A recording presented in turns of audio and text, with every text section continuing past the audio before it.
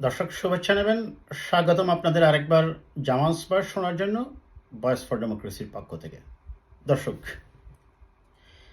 গতকালকে সাবেক সেনাপ্রধান জেনারেল আজিজের নিষেধাজ্ঞা দেওয়ার পর থেকে আমরা দেখছি যে সোশ্যাল মিডিয়ায়, পত্রপত্রিকা, টিভি চ্যানেল, ব্যক্তিগত আলাপচারিতায় প্রত্যেকটি জায়গায় এই বিষয়টা নিয়ে আলোচনা হচ্ছে এবং কথা হচ্ছে। এটা নিয়ে কেউ কেউ বেশ উৎফুল্লিত, বেশ আনন্দিত। আবার একটি অংশ বলছেন যে এই ধরনের ব্যক্তি পর্যায়ে নিষেধাজ্ঞা মার্কিন যুক্তরাষ্ট্র থেকে এর আগেও দেওয়া হয়েছে। বিশেষ করে র্যাবের যে 6 জন 8 জন কর্মকর্তার উপর দেওয়া হয়েছে, আরও অনেকের উপর নিষেধাজ্ঞা আছে। কাজেই এটা নিয়ে সরকার পক্ষ বোঝানোর চেষ্টা করছে, এটা নিয়ে খুব একটা বিচলিত হওয়ার কারণ নেই। আজকে বিএনপির মহাসচিব জনাব মির্জা ফখরুল ইসলাম আলমগীরের উপলব্ধিটা কি সেটা আমরা আলোচনা করব। আবার অন্যদিকে স্বরাষ্ট্রমন্ত্রী জনাব কামাল সাহেব তিনিও বলছেন যে এটা নিয়ে বেশ উৎফুল্লিত হবার কোনো কারণ নেই, কারণ ব্যক্তি পর্যায়ে তারা এর আগেও স্যাংশন দিয়েছে। এখন আসি প্রথম দর্শক, মির্জা ফখরুল ইসলাম আলমগীর সাহেব যে কথাটা বলছেন, তিনি বলার চেষ্টা করছেন যে আমাদের সমস্যাটা কিন্তু আমাদেরকেই সলিউশন করতে হবে। Yes, he is 100% right, because problem আমরা ক্রিয়েট করেছি। মার্কিন যুক্তরাষ্ট্র এসে সমাধান করে দেবে না। প্রবলেমটা ক্রিয়েট করেছে Awami League, defender, promoter, accelerator হচ্ছে ইন্ডিয়া এবং প্রধানমন্ত্রী শেখ হাসিনা ওয়াজেদ। তিনি প্রবলেম ক্রিয়েট করছেন, তিনি মূলত দেশটাকে নো রিটার্ন পজিশনে নিয়ে গেছেন। আর সেই তত্ত্বাবধায়ক সরকার ব্যবস্থাটা বাতিল করে এই নো রিটার্ন পজিশনে নিয়ে যাওয়ার কারণেই এখন তিনি অনেকটা বাঘের পিঠে বসে আছেন। বাঘের পিঠ থেকে তিনি নামলেই বাঘ থেকে খেয়ে ফেলবে। আর তার সেই যে তথাকথিত 2041 সাল পর্যন্ত থাকার যে ভিশন, এইটাকে সামনে রেখে তিনি অবৈধভাবে একদলীয় নির্বাচন করে ক্ষমতায় থাকার যে মনোবৃত্তি গ্রহণ করেছেন, ফলে কি হচ্ছে, তার এই অবৈধ কাজকে সহযোগিতা করার জন্য বাংলাদেশের প্রতিষ্ঠানগুলোকে তিনি একে একে দুর্নীতিগ্রস্ত করছেন, তার অবৈধ নির্দেশ মানতে বাধ্য করছেন, যার ফলে তার চারপাশে এক শ্রেণীর দুর্নীতিবাজ স্টেক হোল্ডার সৃষ্টি হয়েছে।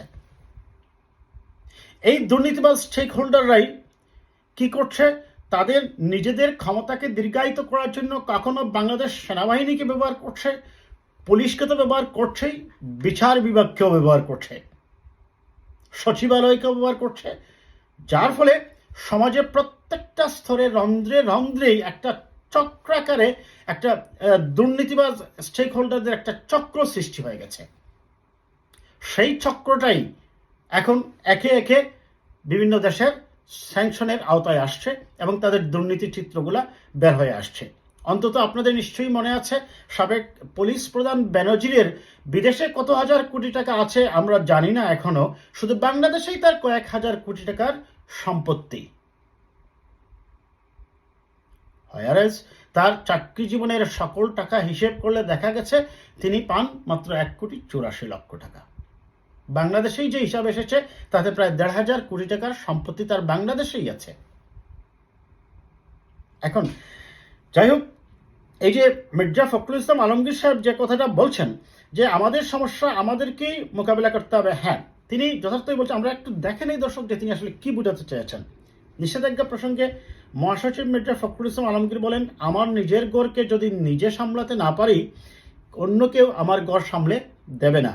নিজেদের শক্তি নিয়ে দাঁড়াতে হবে এবং নিজের শক্তি দিয়ে এদেরকে পরাজিত করতে হবে। তিনি এটাই বোঝাতে চাচ্ছেন, সরকারের যে অত্যাচার, নির্যাতন, জুলুমকে পরাজিত করতে হলে অবশ্যই বিএনপি সহ দেশের সকল আন্দোলনরত বিরোধী দলকে এক হয়েই এই সরকারের অত্যাচার, অনাচার এবং স্বৈরতন্ত্রকে বিদায় করতে হবে। অন্য কেউ এসে দেবে না, কারণ এটা খুব স্বাভাবিক। ব্যক্তি পর্যায়ে জেনারেল আজিজের উপর যে স্যাংশনটা দেওয়া হয়েছে, এটার ফলে এই সরকার যে কথা শুনবে আমি অন্ততপক্ষে মনে করি না। সরকারকে যদি আপনি পুরোপুরি মানে বিপদে ফেলতে হয়, সরকারের অবৈধ কাজ থেকে সরকারকে যদি দূরে রাখতে হয়, তাহলে সরকারের উপর আপনার স্যাংশনের ব্যাপারগুলো আসতে হবে। অর্থাৎ টাফার স্যাংশন আসতে হবে। তবে হ্যাঁ, এটা একেবারেই বলার কারণ নেই যে এটা দ্বারা কিছুই হবে না। এটার দ্বারা গণতন্ত্র মানা মানুষ কিছুটা হলেও হয়তোবা একটু আশার দেখবে যে অপরাধ করলে তোমাকে কোনো না কোনোভাবে একটা জায়গায় আটকাতেই হবে। মঙ্গলবার জাতীয় গণতান্ত্রিক পার্টির প্রতিষ্ঠাতা শফিউল আলম প্রধানের 7ম মৃত্যুবার্ষিকী উপলক্ষে তিনি আলোচনায় একথা বলেন। সাবেক সেনাপ্রধান অবসরপ্রাপ্ত জেনারেল আজিজ আহমদ এবং তার পরিবার সহ মার্কিন যুক্তরাষ্ট্রের নিষেধাজ্ঞার তথ্য তুলে ধরে তিনি বলেন, দুর্নীতি গণতান্ত্রিক প্রতিষ্ঠানগুলোকে প্রভাবিত করা, জনগণের বিশ্বাস ক্ষুণ্ণ করা, এটা হচ্ছে একটা কেস মাত্র। অর্থাৎ তিনি এটাই বোঝাতে চাচ্ছেন, এটা হচ্ছে একটি খণ্ডিত অংশ, যে দুর্নীতি করা বা জনগণের বিশ্বাস ক্ষুণ্ণ করা। কারণ প্রত্যেকটা সেক্টরেই আজ দুর্নীতিগ্রস্ত, করাপ্ট। এখান থেকে আপনাকে মুক্তির পেতে হলে কি করতে হবে? সরকার যে সেনাবাহিনীকে, বিচার বিভাগকে এবং প্রশাসনকে ব্যবহার করছে এবং একটি ত্রাসের রাজত্ব বাংলাদেশে কায়েম করছে, এটার থেকে মুক্তির জন্য সকলকে একযোগে কাজ করতে হবে। নিজেদের সমস্যা নিজেরাই সমাধান করতে হবে এবং রাজপথেই নামতে হবে। তিনি আসলে সেটাই বোঝাতে চেয়েছেন। মির্জা ফখরুল বলেন, অনেকেই খুশি হবেন যে সাবেক সেনাপ্রধান জেনারেল আজিজ আহমদের স্যাংশন এসেছে। আমি মনে করি যে এটা হচ্ছে আরেকটা বিভ্রান্তি করা। আমরা সবাই বিভ্রান্ত হচ্ছি। র্যাব এবং পুলিশের ওপর স্যাংশন হয়েছে, কিন্তু তাদের যে ভয়ঙ্কর যাত্রা, সেই যাত্রা কি বন্ধ হয়েছে? বন্ধ হয়নি। দেখুন, চমৎকার কথা বলেছেন তিনি। র্যাবের উপর স্যাংশন এসেছিল, কিন্তু র্যাবের বিনা বিচারে মানুষ কি হত্যা বন্ধ হয়েছে? এই গত 3-4 দিন আগে আপনারা জানেন যে ভৈরবের র্যাব ক্যাম্পে একজন মহিলার মৃত্যু হয়েছে।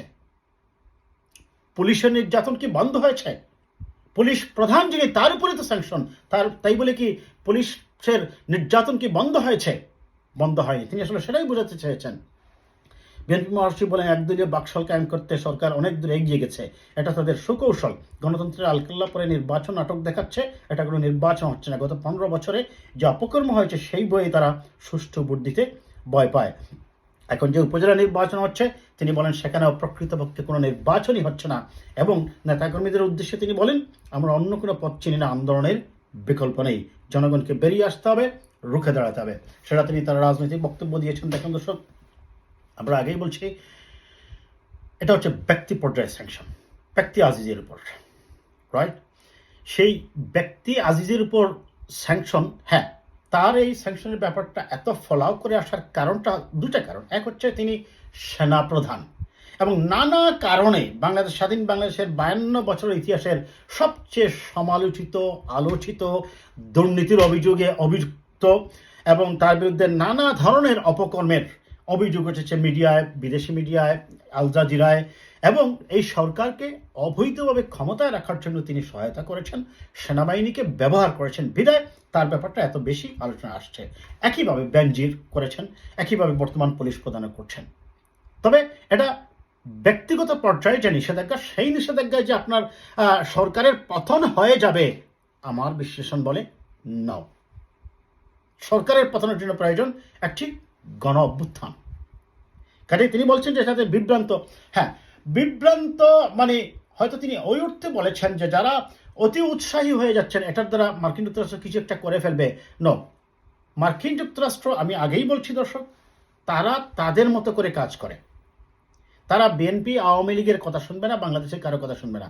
তারা তাদের সোর্স থেকে ইনফরমেশন কালেকশন করে, তারপরে তারা যদি মনে করে যে তিনি অন্যায় করেছেন, তার বিরুদ্ধে তারা অ্যাকশন নেয়, স্যাংশনে যায়, এবং সেটাই করেছে তারা।